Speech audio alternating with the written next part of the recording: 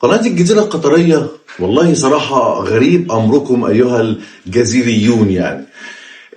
لما كان في 2011 في مصر كان في ثورة وبتاع، ولما كان في 2013 الثورة، فكانت قناة الجزيرة عاملة قناة في مصر مخصوص اسمها قناة الجزيرة مصر، وكانت بتجيب لو في 2 كانوا بيكحوا في الشارع كانت قناة الجزيرة بتجيبها. ده بخلاف ان هم في 2013 بدأوا ان هم يعملوا مونتاج وان هم يجيبوا مخرجين يعملوا حاجات عشان يبينوا للناس ان الموضوع بدأ ان هم يدخلوا في النص حاجات مش موجودة اصلا على ارض الواقع في مصر.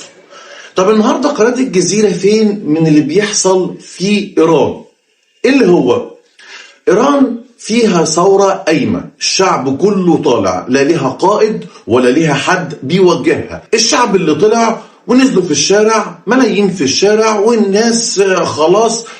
الناس في ايران بدأوا يولعوا في المباني الحكومية، من ضمن المباني مبنى الإذاعة والتلفزيون. عشان بس نفهم حاجة، لو في ثورة في أي بلد أو انقلاب في أي بلد وصاحب الثورة دي سيطر على مبنى الإذاعة والتلفزيون، ده معناه ان هو 50% من ثورته نجحت.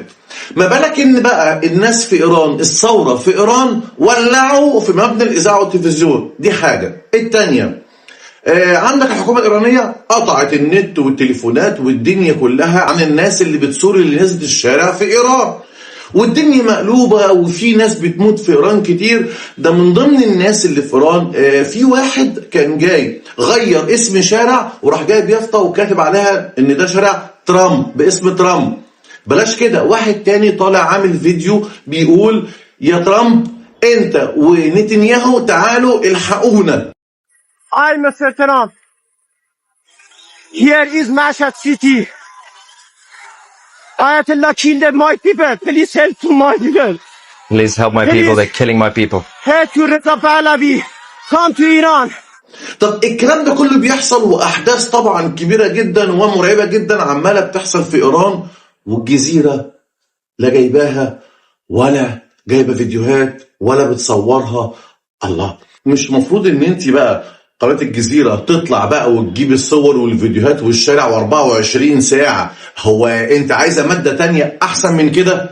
لا لا لا، كل اللي جايباه عن ايران في الشريط اللي تحت بس كده، الاحداث بسيطة كده. طب فين الفيديوهات وفين الشغل بتاع 2013 وفين الكلام ده؟ والله ده برضو سؤال بيطرح نفسه. قناة الجزيرة هو بمكيالين ولا 3 ولا 4؟